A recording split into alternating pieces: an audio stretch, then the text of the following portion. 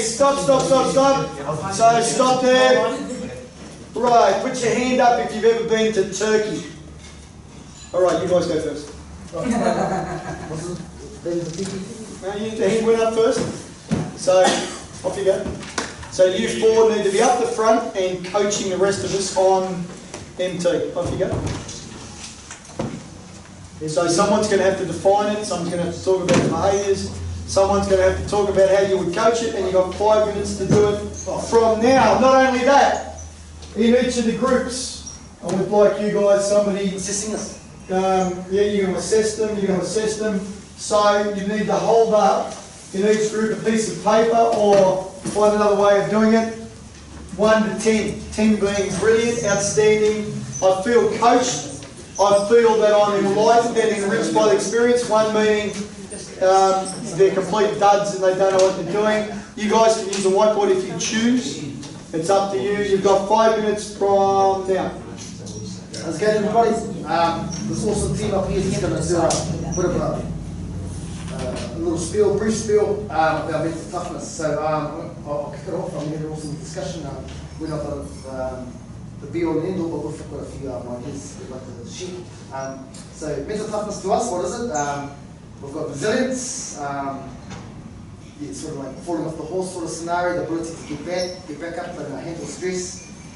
Self-belief, self-leadership, understanding why we're doing what we're doing. If I'm falling off the horse, or if I hit a snag or any sort of obstacle, I still need to have a goal in front of me in order to still gun for that goal. So it'll be my mental toughness. I can be the strongest dude, or the most fittest dude, but if I haven't got my mindset on where I'm supposed to be going, that could all go to left field. So it's the ability to handle the pressure, the stress, the knocks, and keep focused on our end goal. Everyone understand that? Yep. Okay. What does it look like? Yeah, so characteristics, what would you see in an athlete who has good mental toughness?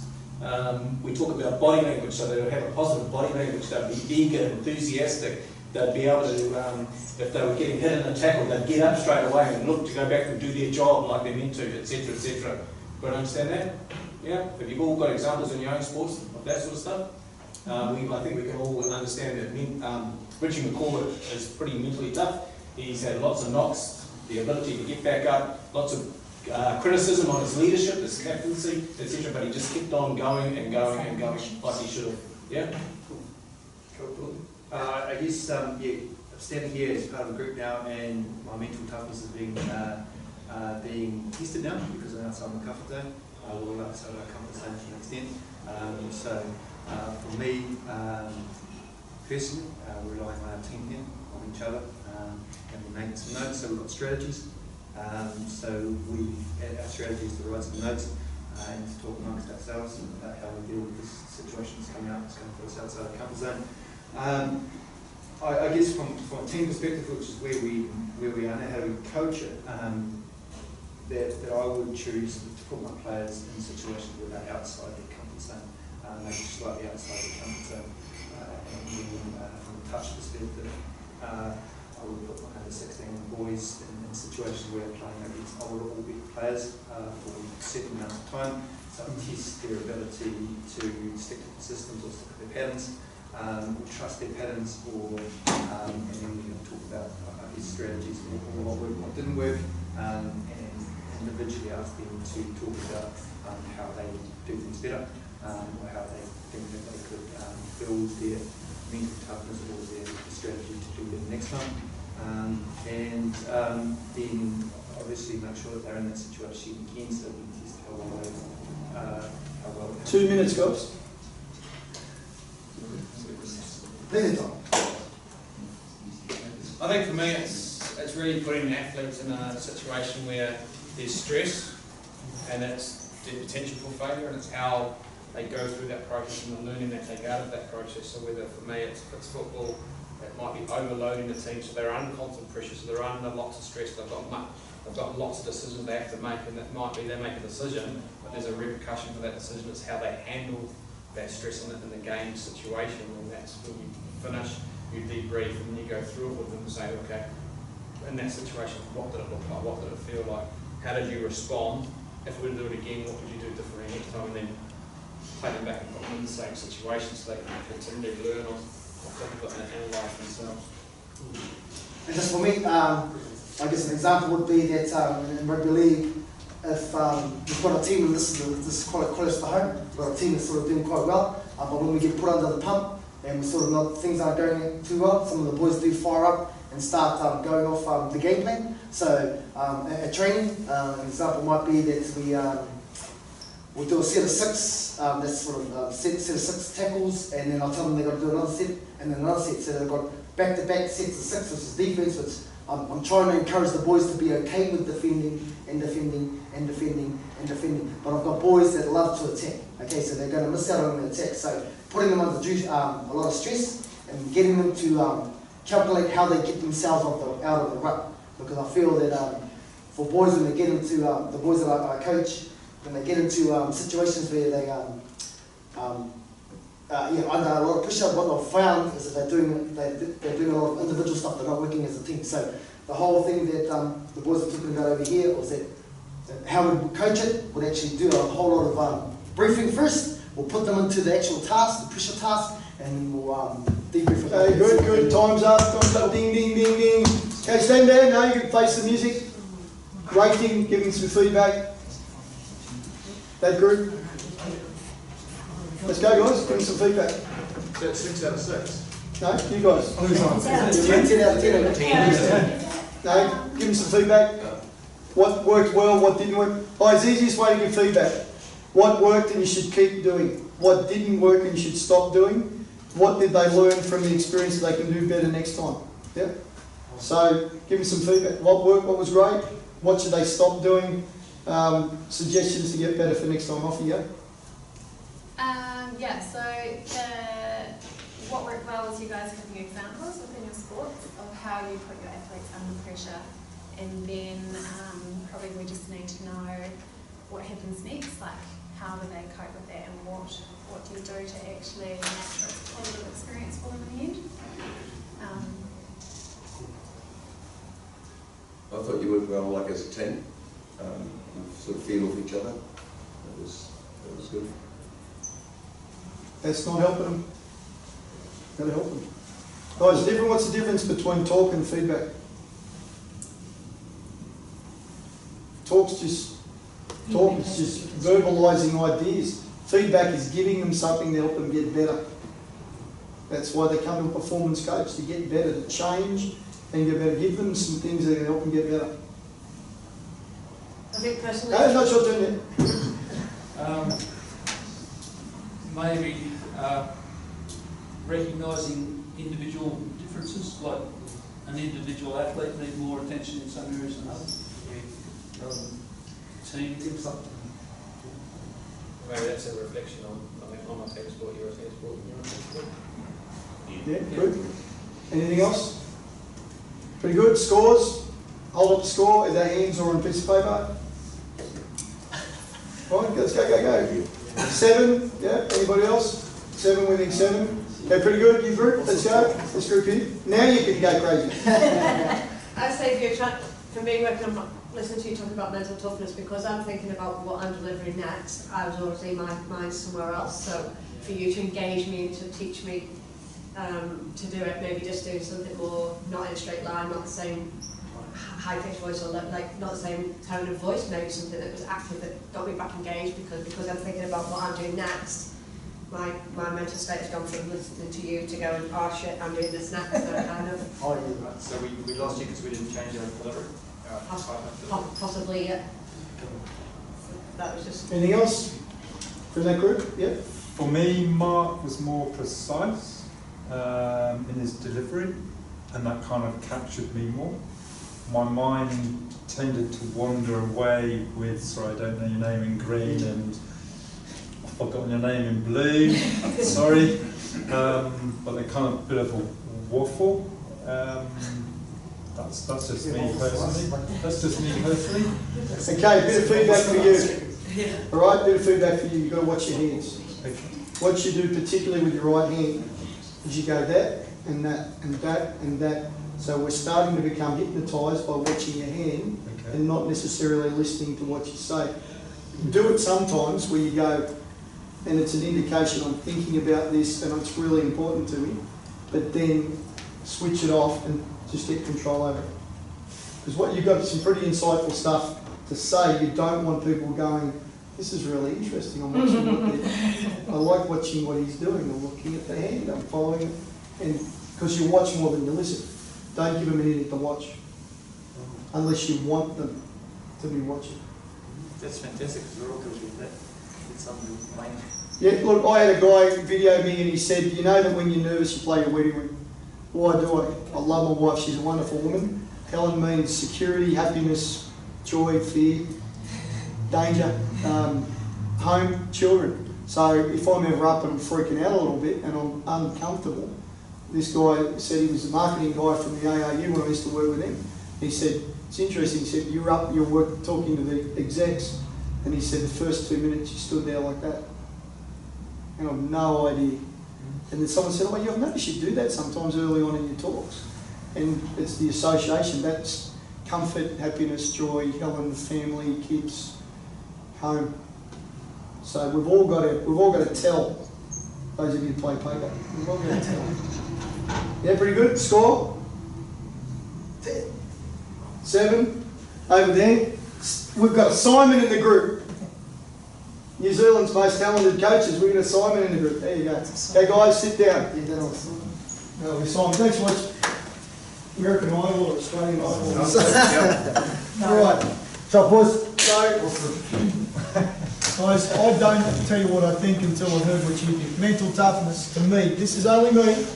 I'm not right, this is just my thoughts. Mental toughness is, for me, capacity, because I get asked to go and work with teams, and they'll say to me, Wayne, can you work with the teams? And I say, yep, and I'm looking around and go, what do you want me to do? And they say, well, the guy's not mentally tough enough. And I say, all right, well, then I've got to figure out what it is that they're actually saying so that I can do something about it. So this is why this is important, and this is why I've learned a lot of this stuff.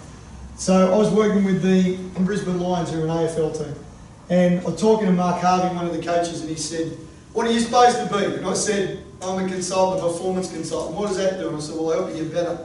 And he said, well, can you do anything about mental toughness? And I said, I don't know. What do you think that is, Mark? And he said, well, a bloke's mentally tough when he gets hit and he can keep doing his job for the team. I said, that will do me. Mate, if that's what you think it is, that's as good as any textbook definition. So in terms of Mark Harvey, capacity to do the job, the task, to perform whatever it is, no matter or regardless, it's up to you how fancy you want to make this, what happens to you or around you. So that became my definition of mental toughness. So I've gone through some exercise you guys, and that started to make sense to me. Then I said to the coaching group, what are the sort of things that happen to a player where you need to see mental toughness demonstrated? So bring it back to behaviours all the time. So I'm in a cab on the way from airport here, and I'll say, what's wrong with the Australians? A cab driver will say they're not mentally tough enough. The cab driver won't understand what the behaviours really look like. They don't understand the concept and they can't do anything about it. But everyone will say, oh, the bloke's not tough enough, mate. He's not hard enough. Well, so that tells me nothing. Because I'm a coach, I need to change things. So, the 5 things that he came up with is I need to see a player do their job for the team. Continue to do the task, to perform. When an umpire makes a bad decision, but they never do, of course. Right? When the player feels they've been unjustly treated by an official. When they get hit, so when there's some sort of injury or they've got a knock. When they get fatigued. When they make an error. Or when they miss an opportunity. So we decided at the Lions that this is what mental toughness was.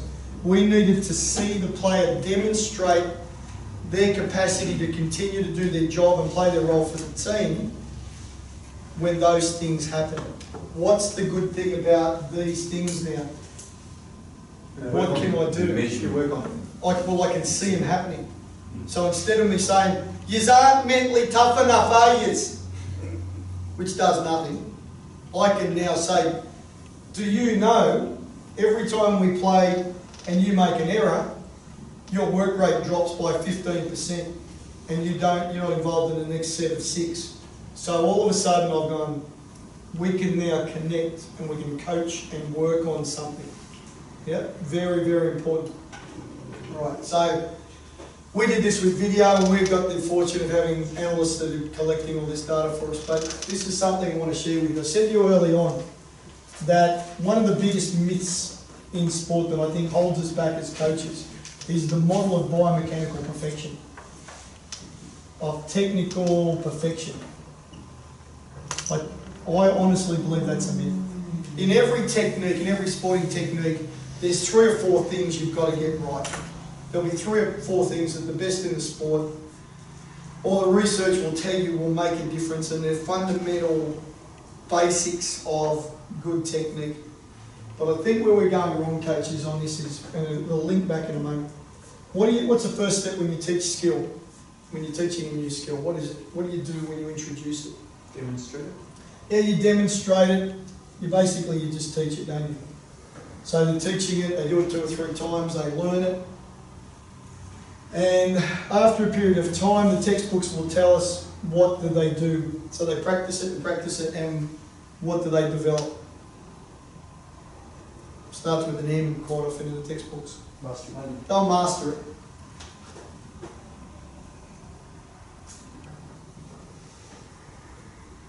That's not even a quarter of the way through teaching an athlete to do their job in a competition environment.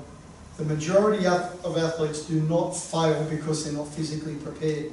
They fail because we haven't coached them to perform in the competitive environment, because we're obsessed with this.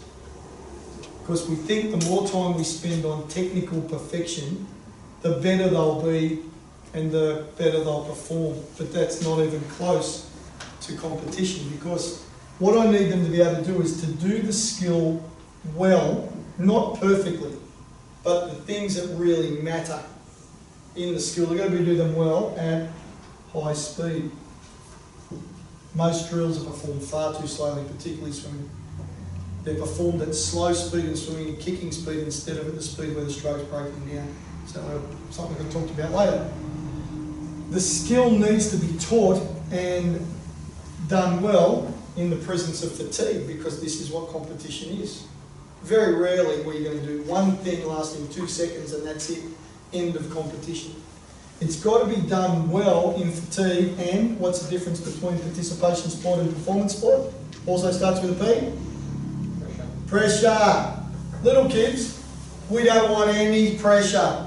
It's peace, love, harmony, family, community, health, well-being, save the whales, green the planet. That's what we want with little kids playing sport. No pressure, just fun, enjoyment, family, community, everybody enjoying the experience and staying active for the rest of their life. You want to compete? It's about winning. It's about commitment, dedication, relentless pursuit of excellence. It's the difference between participation, sport and performance are those things. 6, they've got to be able to make the decision to execute their skill at speed, under fatigue and pressure at the right time and in the right place. So there's a decision making and an intelligence factor to it. They've got to be able to do all those things consistently. So very rarely you've got to get a tackle right in the first 5 minutes, but not right in the first. And then they've got to be able to do all these things in a competition environment. So, again, one of the mistakes that I see in what I call the grunt sports, swimming, cycling, rowing, track and field, is they say, well, all I've got to do is train a local kid to run 11.5 for 100 on the track, and they can go to Waikato and win national titles. Not even close. Because it's not the 11.5 that's the problem. The problem is getting to Auckland, sharing a room with 3 other athletes. One stays up all night listening to music. One's on the phone. One likes the light on, so you get no sleep. In a strange bed, neck wakes up a little bit sore. You've got to get to warm up in the morning at 6 a.m. and nothing's open except for McDonald's. The parent with them says, yeah, you can have whatever you like. So they have 2 egg, cheese and bacon McMuffins, a thick shake, 2 coffees, a muffin, and 4 hash browns. They get to the track and it's closed because some fool forgot to have the keys there to open up and allow people in to warm up early, so they get a shortened warm up and then they're going to run 11.5. The 11.5 is not the issue. Physiology is not the issue. It's one part of the problem. And that's what I said at the beginning, guys. We're slaves to physiology and we're slaves to biomechanics in the pursuit of this perfect technical myth, and we spend all our time here doing this over and over and over and over, and then we wonder why the kids don't perform and they can't do their job in a competitive environment. It's because we're not coaching them to do that. And competition is so much more than physiology and biomechanics. It's all of these things, including physiology, biomechanics, nutrition, psychology, relaxation, recovery. It's all those things working together. You generally don't fail to teach your kids to do the skill or to do the task. We fail to teach them to win in the competitive environment. And that's the difference between being a coach and a performance coach. We're teaching them to win in the competitive environment. So that's, to me, that's mental toughness. That's for me. I try to operationalise it and make it happen. And you can talk about it all you like, and we can tell stories about athletes you've worked with, but in the end, coaching is change. I have to know how to change mental toughness in a real way that affects performance. So that's what works for me. Part of this course this year, guys, is for you, or what works for me. Yelling slogans at them, telling them to man up and stick their chest out has no effect on mental toughness. It's about, can I do what I'm trying to do? Kieran Perkins, one of our great coaches, he said, swimming fast is not the issue. Any knucklehead can swim fast. It's travelling to the other side of the world, standing up in front of 1 billion people on television, with no sleep the night before, in a different climate, having not had a proper night's sleep, with poor nutrition and half a warm-up, and then swimming fast. And it's exactly right. That's what it's about. Anyone can make a tackle. Any Welsh player can make a tackle and dump your guys over the sideline. Can they do it in Wellington at night on the other side of the world with a whole bunch of, 38,000 Kiwis? They're yelling and screaming and going nuts. Can they still pick up one of your guys and throw them over the sideline? That's what performance is. All right, let's have a break until 25 to. When we come back, who's owned or does own or ever own a black dog? Okay, you guys are next. Lunch is next door.